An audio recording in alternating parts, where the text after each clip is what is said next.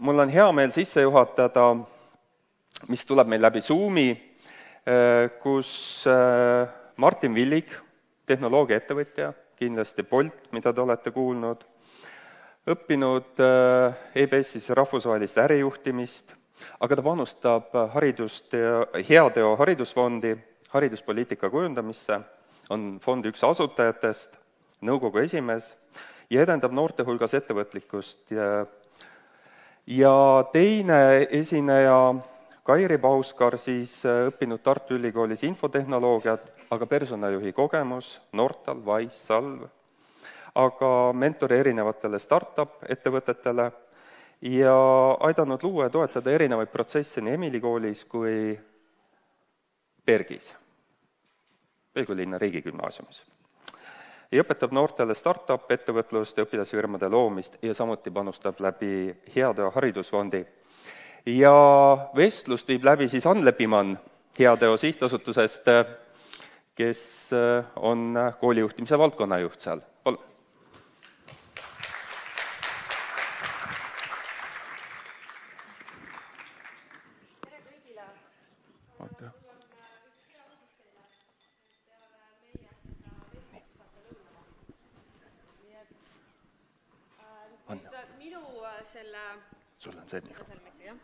Minu ettekandega, õigemini meie ettekandega on see teema, et me oleme üle veebi ja me ei ole kindlad, kas see kõik toimib, aga me kohe proovime järgi. Kas saaks kuidagi heli teha ja lehvitada ja rääkida? Kas te kuulete mind? Ja väga hästi. Super, imeline, issand kui hästi. No mul kohe langes, 3 kilo läks praegu. Igal juhul suur tänu linnade valdade liidule meid kutsumast ja oma kogemusi jagamast. Nagu te juba nägite, siis üle videosilla on Kairi ja Martin, kes on olnud erasektoris üle 20 aasta ja neil on kogemusi ja mõtteid, mida nad soovivad täna teiega siin jagada. Aga võib-olla sissejuhatuseks veel nii palju, et ilmselt kõik siin saalis viibijad teavad seda, et Eesti haridus on maailma üks parimaid ja meil käiakse päris palju õppimas. Ja tegelikult me ka ise jagame hea meelega oma edulugu. Aga nii nagu igas süsteemis on ka Eesti haridussüsteemis oma probleemkohad ja mured. Ja võib-olla üks, millele ma siin praegu viitan, on see, et natuke numbreid ka.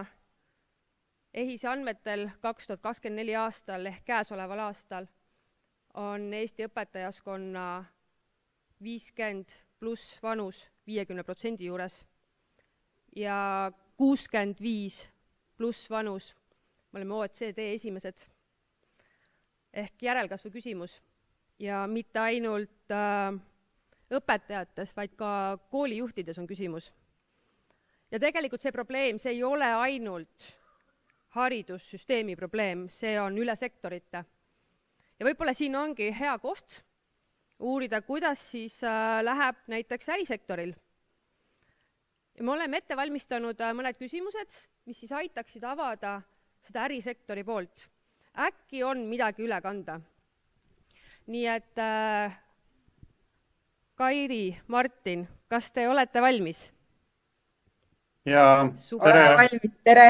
Imeline.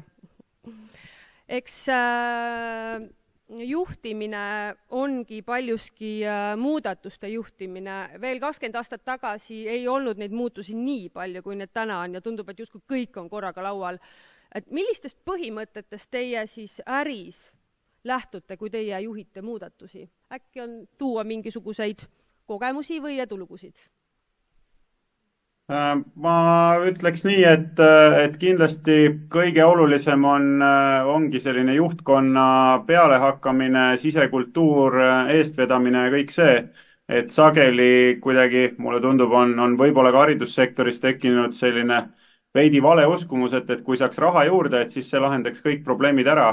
Aga tegelikult ma ütleks, et erasektoris on täpselt samamoodi, et tegelikult igal pool on ressursid piiratud ja kui me vaatame, et millised ettevõtted on edukamad ja millised suudavad muutusi kiiremini ellu viia, siis tegelikult see ikkagi sõltub hästi palju juhtkonnast ja sellest sisekultuurist, kas ta suudab need oma uue visiooni, selle muutuste plaani ja selle kõik töötajatele ja teistele juhtkonna liikmetele selgeks teha ja neid inimesi kaasata. Et mina näen, et väga palju tegelikult muutuste juhtimises on just pigem seotud kultuuri, väärtuste koostööga ja raha mingil määral peab ka olema, aga need on pigem need esimesed asjad, et kui me ka hariduses näeme, et muutused on väga-väga olulised, siis just need esimesed asjad, see koostöövalmidus, koostöökultuur, et need, ma ütleks, on põhilised võtmesõnad nii avalikus sektoris kui tegelikult ka erasektoris.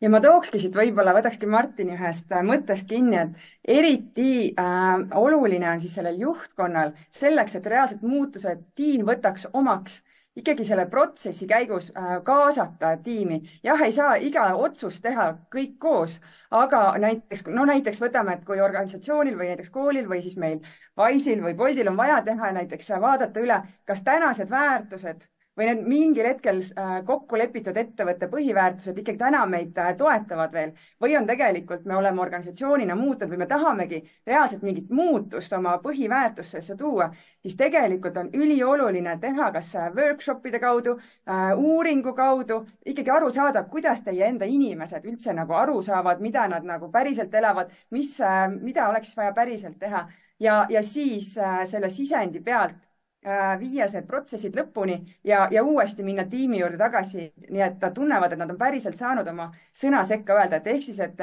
tiimi kaasatus on ikka väga-väga oluline erinevate muudatuste edukal juhtimisel, sest muidu võib juhtuda see, et tiim tunneb, et keegi midagi otsustas, aga see on päris eluga väga suur lahknevus ja nad ei võta seda omaks ja ei hakka seda elama. Tegelikult seesama mõte tuli ka välja tänase päeva esimesest ettekandest. Ehk et me läksime teele nendega, kes tulid kaasa. Ja küll siis mingi aja jooksul on näha, et mis on need tulemused, mis on need viljad ja küll siis inimesi liitub juurde. Aga Martin, nüüd mul on küsimus sulle. Sa oled jaganud ERR-i saates Impulss ametikoha põhise töötasu teemal oma mõtteid ja mitte küll igal pool, aga praegu tundub olevat tunni andmine üks peamine, mille põhjal siis töötasu kujundatakse ja iga muu tegevus olekski justkui nagu lisatasu. Et kas oleksid nõus veel natukene avama, küll lühidalt, sest et see on järelvaadatav, te kõik saate seda uuesti vaadata, et mis see läbi sinu prisma vaata, et mida sa nagu mõtlesid, kui sa käisid selle idee välja? No mõte ongi selles, et ma tõesti kuulen seda, et koolis proovitakse tippspetsialiste siis kuidagi rakendada tükitöö põhimõttel, et tegelikult mina saan aru, et see tuleb ka seadusest ja tegelikult ju erasektoris on suuresti sama teema, et ikkagi töötajaga lepitakse kokku kogu see töö ülesannete nagu ruum, milles ta tegutseb ja mis on tema vastutusalad. Ja samamoodi on see siis tegelikult ju ka ettevõtluses, et kui me näiteks võtame programmeerija, et siis mina väga ei kujuta ette seda, et näiteks et programmeerimine on tema põhitöö, aga kui ta näiteks peaks, ma ei tea, kellegi teise koodis vigu parandama või osalema mingil tiimi või arenduskoosolekul või mingit muud asja tegema, et siis see iga asi oleks nagu lisatasu, et tegelikult need on ikkagi kokku lepitud ülesanded ja sellest moodustubki siis palk, mis on tema rolli ja töökoha põhine. Et minu meelest peaks koolis olema sama loogika, ehk et õpetaja saabki aru, et millised on tema tööülesanded ja selle eest on kuutasu, et võib-olla see kuutasu on siis erinev, kui need ülesanded on erineva mahuga, aga suures plaanis on ikkagi see, et me ei loe mingit tükki, vaid ikkagi kõiki asju tehakse koos ühe selle komplekti hulgas. Et see, ma arvan, on see peamine põhimõte ja ma olen kuulnud päris paljudest Eesti koolidest, kus see on juba korralikult juba kas varem nii olnud või need muudatused on nüüd siis sisse viidud, nii et ikkagi see oleks see põhimõte, mida ma mõtlen selle töökohapõhise tasu all. Jaa, aitäh. Ma arvan, et me rohkem siin seda teemat ei ava, et kes tahab, siis võib seda järgi vaadata ja seal on veel teisi huvitavaid paneliste ka. Oma varasemates ettekannetes ma olen ise rõhutanud seda, et juhi üks kõige tähtsamaid ülesandeid on värvata õiged inimesed õigetele kohtadele. Aga kuidas siis leida neid häid töötajaid?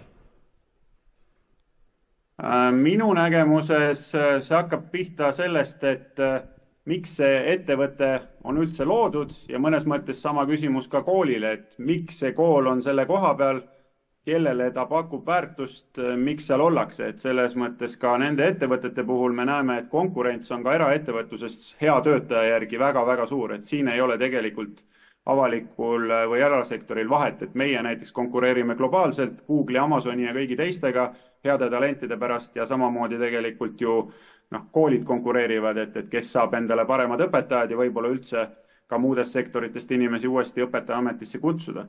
Nii et minu meelest see hakkab pihta sellest, et mis väärtust te pakute, mis on teie organisatsiooni eesmärk, missioon ja sellest lähtuvalt tegelikult hakkavad kõik need muud asjad peale, et milline ongi täpselt see sisekultuur, milline on see väärtus, mida me pakume, kuidas me oma inimesi toetame, kas me kuulame neid, kas me kuulame nende muresid, proovime neid lahendada, et selles mõttes need on need väärtused, mis on nii erasektoris kui avalikus sektoris minu meelest just nii-öelda organisatsiooni liidri vaatest olulised, mida tuleb järgida. Ja väga oluline ongi siis kommunikeerida, et mis tüüpi inimesi me otsime, milliseid väärtusi seal peaks olema ja meie näiteks ka Boltis väga selgelt ütleme välja seda, et milliseid inimesi me ei otsi. Ehk tegelikult igal inimesele on kuskil töökoht, aga kas see on see organisatsioon või mõni teine, et mida selgemalt seda suudetakse kommunikeerida, siis nii neid asju, mida sa ei otsi, kui tegelikult neid häid väärtusi, mida te pakute ja mis teie organisatsiooni teeb eripäraseks, et kas te tahate noori toetada, neid inspireerida, leida igas noores üles nende tugevused ja seda osa toetada, et tegelikult iga organisatsioon võiks selle läbi mõelda, et mis on nende roll selles kogukonnas ja ühiskonnas ja siis neid väärtuspakkumisi siis toimetada. Ja kindlasti ka on töökuulutused, on kindlasti ju tavaline osa, aga ka meie organisatsioonis näiteks on oma töötajate soovitused väga oluline osa, et selle kaudu tuleb päris palju kontakte ja just seesama ongi eristumine, et kui mina näiteks ka võtan õpetajate lehe lahti ja vaatan, millised on õpetajate kuulutused, siis põhimõtteliselt kõik koolid on tekstid väga sarnased. Mitte ükski kool või väga üksik kool toob võib-olla välja selle erisuse, et miks ma peaksin just sinna kooli tulema.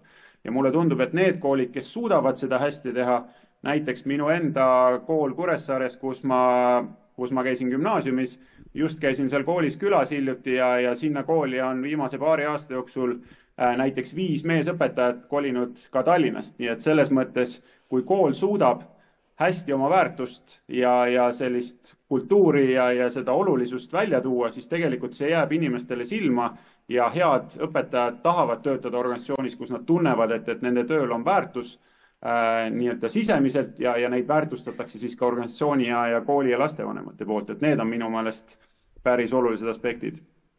Absoluutselt, ma nagu igat punkti kinnitan nagu oma organisatsioonidest, mida mina olen aidanud ehitada. Ja tookski siin selle, et Martin ka rääkis, kui tähtis on ikkagi luua see keskkond ja valida sinna need inimesed, kes teie väärtustega sobivad. Ehk siis esimese asjana ongi olulisem, mina usun seda, et olulisem kui kirjutada võib-olla mingid väga ägedad töökuulutused, on päriselt luuagi see keskkond, mida te kirjutada tahate. Ehk siis, et hästi tähtis see ootuste juhtimise kontekstis on väga tähtis on see, et see, mida te nagu reklaamite ja see, mis on päris elu, et seal ei tohi olla nagu 2 eri maailma, sest et muidu inimesed tulevad, nad pettuvad ja nad lahkuvad. Ehk siis, et kõige suurem võimalus saada ikkagi häid inimesi on aru saada, mida need inimesed, mis on nende jaoks tähtis ja luua päriselt see keskkond. Et näiteks, kui õpetajatel on oluline, ma ei tea, isiklik areng või et nagu mingi tugi või mis iganes on, et seda kindlasti iga kool peab teadma, mis on just nende inimeste jaoks tähtis, et päriselt siis luuagi need asjad. Ja inimesed, kes on rahul ja õnnelikud oma töö juures, ongi tegelikult ettevõtte kõige paremad brändisaadikud. Et nemad siis kutsuvad ka võib-olla, ma ei tea, teistest koolidest, kas teistest koolidest üle või oma mingid tuttavaid, need aitavad teil värbamisprotsessis inimesi tuua pardale. Ja selle sisemiste soovituste koha pealt ma ütleks ka selle, et see värbamisprotsessi vastutus on ikkagi juhtkond. Et küll töötaja võib soovitada inimestega, tema ei tea ikkagi täpselt seda rolli, et selles mõttes on oluline, et juhtkond teeb selle värbamisprotsessi ikkagi absoluutselt samasuguse, nagu ta muidu värbaks inimest ja teeks siis selle otsuse, et kas see inimene sobib või ei sobi. Sest muidu võib juhtuda niimoodi, et inimesed ei julgegi soovitada, kui sellega läheb võib-olla midagi ebaõnnestub ja nad tunnevad ennast siis pahasti. Et tegelikult see vastutus otsuse eest, isegi kui see on soovitatud kolleegi poolt, on ikkagi juhtkonnal. Ja mis on nagu ka oluline, et kuidas me ise oleme olnud, näiteks kui meil on arendajaid hästi palju puudu ja meil kogu aeg on võitlus olnud talentide pärast, et sa pead olema seal, kus need noored on, et näiteks peaaegu iga nagu suur ettevõte annab ülikoolis juba loenguid, et saada juba kõige nagu targemad pead juba panna nagu märgata neid või et korraldame ise arendajatele seminare või nagu, no näiteks ma tean, näiteks matemaatikaõpetajatel oli just eelmine nädal lõpp olid matemaatikaõpetajate seminar, vot seal peaks olema iga juhtkonna liige, kes tahaks endale matemaatikaõpetajat tulevikus saada, et juba ehitada seda networki või vähemalt saatma siis oma matemaatikaõpetajad, et nemad ehitaks seda oma tulevaste kolleegide networki, et olla seal kohas, kus need inimesed liiguvad, on väga-väga oluline ja võib-olla mitte lihtsalt olla seal, vaid et näiteks, kui ma just võtan nagu näitena analoogina seesama matemaatikate seminar, siis tegelikult teie seal alati on ju, saab teha mingeid ägedaid ettekandeid ja seal oma kooli mingist väga heast nurgast, mingist innovaatilisest või teie eripärast nurgast nagu tutvustada. Ehk siis, et olla seal, kus on need inimesed, keda teil on vaja ja ehitada, see peab olema kogu aeg teadlik tegevus, mitte ainult sellel hetkel, kui teil juba on vaja, vaid see tegelikult see võrgustiku ehitamine on nagu kogu aeg.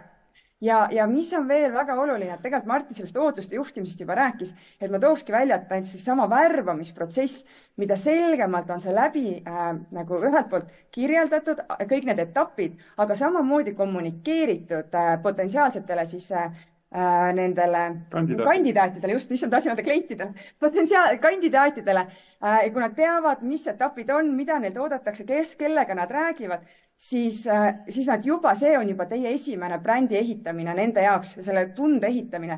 Ja näiteks ma aitasin Pelgulinna riigigümnaasiumil seda protsessi algselt natuke disainida ja siis ühel hetkel Indrek ütles mulle, et tead, et üks kandidaat andis tagasisidet, et juba selle protsessi käigus ta tunneb ennast rohkem hoituna, kui ta oma praeguses töökohas. Ehk siis, et tegelikult on väga oluline, et see on juba osa teie töökogemusest, on isegi see värbamisprotsess, isegi kui see inimene ise ei otsustab mitte tulla või teie ei taha teda, aga tal jääks see hea positiivne tunne, et see on täpselt sama oluline, kui ehitada head keskkonda olemasolevatele. Tema võib ka sõna levitada mujal juba. Jah, aga ta võib ka sõna levitada, et ärge kunagi sinna minge, et nad olid väga ebameeldivad. Jah.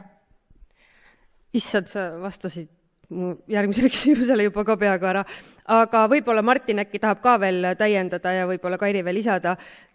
Lihtsalt aeg läheb nii kiiresti, et kui nüüd need head töötajad on leitud, kuidas siis seda kultuuri luua niimoodi, et nad ka püsiksid seal? No ma arvan, et Kairi natukene seda kaasamise osa juba tõi välja, ehk et selles mõttes proovidagi aru saada, et mis on need aspektid, mis mured esiteks töötajal on, kui ta kõigepealt see, et ta tuleb tööle, õpetajad juhatada korralikult sisse, näitada ära, kuidas süsteemid töötavad, kus mingid asjad on, kui tekivad küsimused, kelle käest saab abi, kõike seda.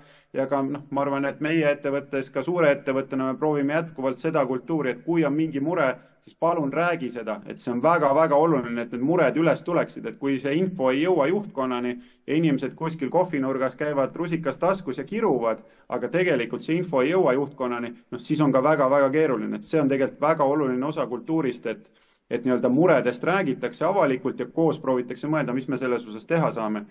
Ei ole ühtegi organisatsiooni, kus ei ole probleeme ja muresid, et selles mõttes, et seda ma võin kinnitada, et juhtide töö ongi päevast päeva murede ja probleemide lahendamine. Küsimus ongi selles, et kuidas sa seda teed, kas inimesed näevad, et sa kuulad neid, kas neid võetakse tõsiselt, et see on hästi oluline. Ja teine asi, et kui küsida tagasisidet, siis olla ka hästi läbipaistev, mis selle tagasisidega juhtub ja kas, kui sa küsid inimeste käest midagi, siis kommunikeerida, kuidas me nende muutustega töötame ja mis edasi juhtub, sest et kui inimeste käest küsida tagasisidet ja mitte midagi ei juhtu, siis inimesed pettuvad ja nad järgmine kord ei hakka oma aega raiskama, sest neil on niigi kiire.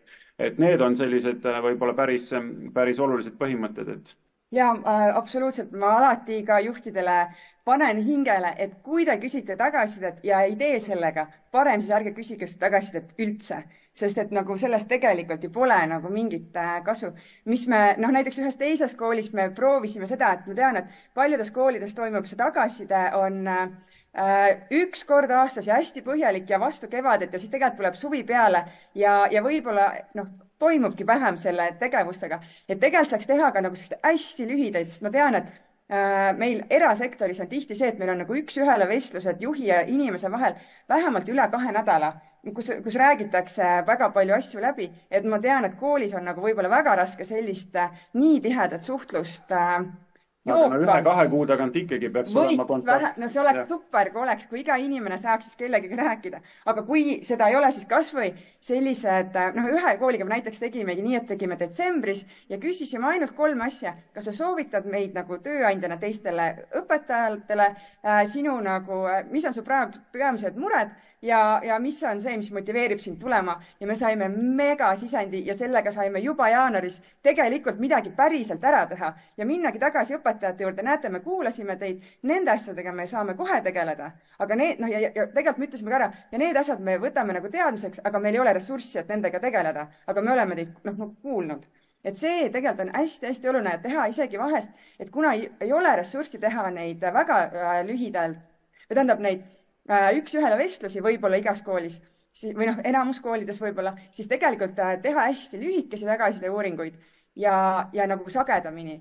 Ma tean, et üks teine kool teeb selliseid asju, et neil iga 2 nädala tagant on see, kus kõik õpetajad saavad korra kokku ja koosoleku alguses on 5 minutit, kus nad siis kiirelt telefoni kaudu vastavad paarile küsimusele, et kuidas mu energia on, kas ma olen nagu happy, mingid asjad veel, kas ma olen hea meel, et ma just selle kooli valisin ja vaadatakse seda trendi ja iga kord on üks eraldi veel muu küsimus. Aga tänapäevaste tehnoloogiavahenditega on tegelikult see hästi lihtsaks võimalik teha, nii et te saate kohe info ja te jälgite seda trendi ja vajadusel siis teete mingisuguseid. Ja kui te näete, et mingi konkreetne teema hakkab allamäge minema, siis saab minna ja juba küsida selle kohta täpsemalt.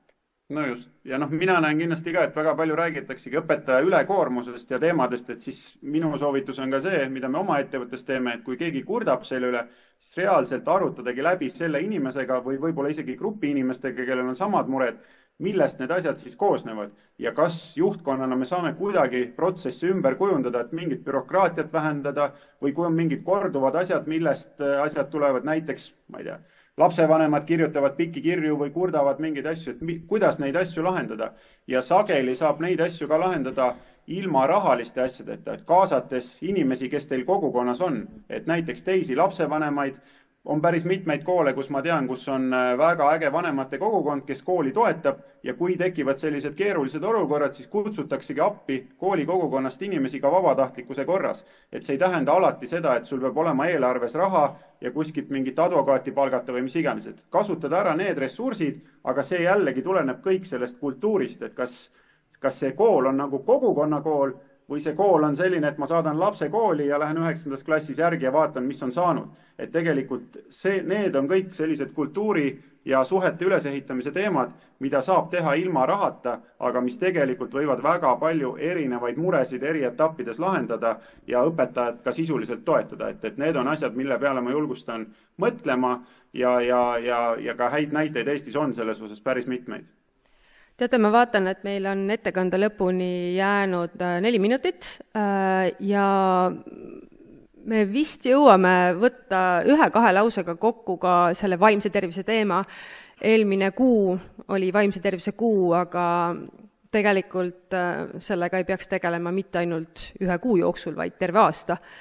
Meie näiteks Hea Teo sihtasutuses oleme täiesti teadlikult hakanud looma vaimset tervist poputavat ja soodustavat kultuuri. Näiteks me käivitasime raamatuklubi, ehk et me kogu tiimiga koos loeme ühte seda sama raamatut, me saame regulaarselt kokku ja siis me arutame selle raamatu põhjal, mida me teada saime ja kuidas me asjadest aru saime. Sellel on 2 head külge. Esiteks on see, et sa õpid tundma neid tiimiliikmeid, kes sul päriselt seal töötavad, aga teiseks on ka see, et sa saad tegelikult mingi vägeva teadmise võrra targemaks. Soovitav on siis raamat valida vastavalt vanuseklassile. et sipsikut, see jääb välja. Aga võib-olla äkki Martin, Kairi, tõesti 1-2 lauset, mingid nipid, mida te teete oma organisatsioonides või olete teinud, mis siis aitaks toetada head vaimset tervist ja heaolu? No ma võin öelda, et viimane ka inimarengu aruanne oli ju vaimse tervise teemal ja sealt selgelt tuli välja see, et eestlaste mõttelaad on see, et kui mul midagi vaimse tervisega juhtub, siis ma pean otse saama aja kliinilise psühholoogi juurde. Aga tegelikult on see asi hoopis teistmoodi, et kõigepealt tuleks andagi inimestele baasteadmised, mis see vaimne tervis üldse on. Alustades sellest, et sa võiks normaalselt magada, liikuda, kui sul on mured, kas sul on lähikonnas inimesed, kellega seda arutada, alates nii lihtsatest asjadest, kuni siis lõpuks samm-sammult edasi, et sul on töö juures kolleegid, kellega saab muresid arutada, sul on võib-olla koolipsühholoog ja nii edasi, et alustada nendest baasteadmistest ja tegelikult väga palju saab juba seal võtta pingeid maha ja jällegi, mida me ka oma ettevõttes näiteks teeme, ongi see, et inimesed jagavad oma muresid ja juhtumeid ja arutatakse koos, et selles mõttes, kui kellelgi on mingi läbipõlemisolukord või on midagi muud, siis et kui sul on selline avatud ja toetav kultuur, et inimesed ei tee seda maha, vaid nad üheskoos õpivad, et näed, minul oli selline olukord, ma sain sellistest asjadest abi, et see tekitab ka jälle organisatsiooni tugevust ja üksteise toetamist ja sellist nagu märkamise kultuuri, et kui sa näed, et kellelgi on raske, küsida käest, et kuidas sul läheb, kas võib-olla piisab 5 minutit, keegi räägib natukene oma murest, sa oskad talle natuke tagasi peegeldada, kuulata, et juba väikestest asjadest hakkavad need asjad peale, et loomulikult, kui on suuremad mured, eks siis on vaja spetsialisti abi, aga päris palju saab sellist toetavat asja teha ka ära üksteise kogemuste ja lihtsalt avatud olemisega. Ja me oleme ka täpselt samamoodi teinud sellist jagamist, siis tegelikult mis üks asi, mis see juba toob, on see, et muidu võib tunduda, et ainult minul on raske ja kõik saavad hakkama ja ainult mina struggle'in või mina ei saa hakkama. Ja see tegelikult siis sa näed, et tegelikult kõigil on mingid oma esiteks märgid, kus nad näevad, et nagu stress on liiga suur juba, kas läheb uni ära või lähevad närvi või mis iganes juhtub. Ja teine on see, et igaühel on ka mingid nagu juba nipid, mida nemad on katsetanud ja saab üksteiselt selles mõttes õppida. Aga ma tean, et ma nüüd kuritarvitan natuke aega, aga ma ikkagi ühe väga hea sellise harjutuse, mida me oleme teinud oma viimases tööl, oli selline 5 palli harjutus või mida me nagu iga 2 kuu tagant seal tiimkoolil me uuesti andsin kõigile aega, et nad saavad selle üle vaadata ja nad tegid seda enda jaoks, nad pidanud seda jagama. Aga selle idee oli selles, et kujuta ette, et sul on 5 kuulikest, millest 4 on klaasist ja 1 on siis ütleme plastmassist. Ja need klaasist on pere ja suhted ja tervis ja sinu hing ja siis töö on see 5, mis on siis kivist. Ja tavaliselt, mis juhtub see, et me nagu hoiame seda tööasja alati nii nagu tähtsana ja me unustame ära meie tervise, meie suhted, meie hingele asjad, eks ju, ja veel mingid tähtsamad. Ja siis me tegime sellist harjutust iga aja tagant, ma lugesin selle uuesti nagu ette ja ütlesin, et palun pange, esiteks vaadake, mis te eelmine kord kirjutasite ja kas te olete kellegile jõudnud helistada, kellele te tahtsite ja ühesõnaga, mis lubadusi sa ise endale andsid. Et kas sa oled jõudnud sinna trenni, mida sa tahtsid, kas sa oled nagu söönud näiteks korralikumalt, aga seda, mida keegi kirjutas, keegi ju ei vaadanud, aga see oli nende enda jaoks, et nad võtavad selle aja korraks ja see ka ei maksnud midagi, aga teate, see hakkas niivõrd hästi tööle, et see hoidis kogu aeg kuklas, et ka need 4 klaaskuulikest, et kui sealt lõpuks midagi puruneb, siis tegelikult inimene on ka töö jaoks kadunud. Et kui sealt läheb midagi katki, siis ka töö jaoks on see inimene kadunud. Ja see on nagu täiesti tasuta, aga väga tõhus näiteks näide. Aga jah, need well-being viike me tegime nagu iga kvartal ja kasutasime meie oma inimesi tihti peale. Tuli välja, et kes oskas meditatsiooni läbi viia, kes oskas hingamistehnikad, et tegelikult on nagu majas sees tegelikult uskumatu selline talentide hulk, me pole isegi küsinud tegelikult tihti peale, et kes teab võib-olla tervisliku toitumise kohta, et tegelikult saab vahepeal inimesed isegi hea meelega saavad olla mingis uues rollis. Nagu, ei pea alati majast väljast. Ja ei pea ostma üldse, jah, just. Vot, et sellised mõtted. Väga armsad mõtted, me jõudsime täpselt aega. Ärge veel ära minge, sest võib-olla siin tulevad mingid küsimused. Jaa, et annaks võimaluse, kas keegi tahab saalist kohe küsida midagi või kommenteerida? Et need klaaskuuli juhised, need me võime järgi saata, kui jäid instruktsioonid segaseks. Aga... ma võin selle teksti saata. aga ma küsiksin ikkagi ühe küsimuse, see natukene siit ettekandest jooksis läbi, aga natukene liigub ikka seda mõttemalja, et avalikus sektoris rahakott on kõhnukene, aga et erasektoris, eriti siin ükssarvikud ja nii edasi, et seal on raha ju piisavalt, et kõiki asju ära teha. Et on siis niimoodi, et raha on piisavalt, et kõike ära teha erasektoris? Kuulsite või pean tõlkima? No sa võid ühe lause kokku võtta, et oleks selgem. No on raha palju siis või? No tegelikult mina ütleks, et mitte kuskil ei ole raha ülearu, et selles mõttes igal pool täna on konkurents ka ettevõtete hulgas nii suur, et ei ole võimalik liiga palju kulutada, nii et iga ettevõte ja ma arvan, et kui me võrdleme ka Bolti näiteks oma ülemaailmsete konkurentidega, siis ma arvan, me oleme kordades efektiivsemad kõikides asjades, et selles mõttes see ei ole nii, et meil on selline kultuur, et me saame kõikide asjade peale laristada, ei saa. Et meie konkurentsieelis maailmas väga suurte ja palju rohkem rahastust saanud ettevõtetega ongi täpselt see nutikam mõtlemine, parem strateegia, asjade läbimõtlemine, tiimi kaasamine, heade inimeste kaasamine, et see tegelikult on see võtmeküsimus, et me ei saa lahendada kõiki asju rahaga. Et selles mõttes ma ütleks, et mitte kuskil maailmas ei ole raha üle ja pigem ma ütlengi, et just pöörata tähelepanu nendele aspektidele, mida saab ka ilma rahata. Et loomulikult raha on vaja ja õpetajate palgad vaikselt on kasvanud, nad muidugi võiks kasvada palju rohkem, aga kui me vaatame ka meie naaberriike, Lätit või Ungarit või mingit muud, siis tegelikult on kontekstis Eesti õpetajate palgad minu hinnangul päris head. Ja täpselt sama olukord on ka programmeerijate või teiste rollidega. Tegelikult Eestis me maksame neile väiksemat palka, aga me proovime neile pakkuda paremat keskkonda. Me näitame, kus on see mõju, et nad saavad töötada oluliste projektidega, samamoodi ka õpetajad saavad toetada noorte tulevikku ja seeläbi paremat Eestit ehitada. Et kui nad neid asju mõistavad, siis ma ütleks, et need väljakutsed on väga sarnased ja ärisektor ei saa lahendada kõiki asju rahaga. Imeline, ühesõnaga ma võtan kokku, äris raha ei ole, jääge haridusse. Pigem tuleks tähtsustada seda missiooni ja seda, et inimesed seda päriselt naudiksid ja kas või öelda inimestele aitäh. See on väga-väga oluline märgata neid asju, kui keegi midagi hästi teeb. Et ma arvan, see on sageli palju olulisem kui 50 või 100 eurot palgalisa. Ja kui neil on ikkagi nagu raske, siis nagu kuulatagi, mis mured on ja toetada neid. Et mitte jätta näiteks neid nagu raskete lapsevanematega üksi või mingite muude raskete olukordadega üksi ja nagu peita pea kuhugi alla ja ignoreerida. Et ma arvan, et need asjad ongi see, mis igapäevases elus või isegi rohkem mõjutab, jah. Et kuidas ikkagi igapäevaselt toetada. Aga aitäh. Toredat konverentsi teile. Aitäh sulle.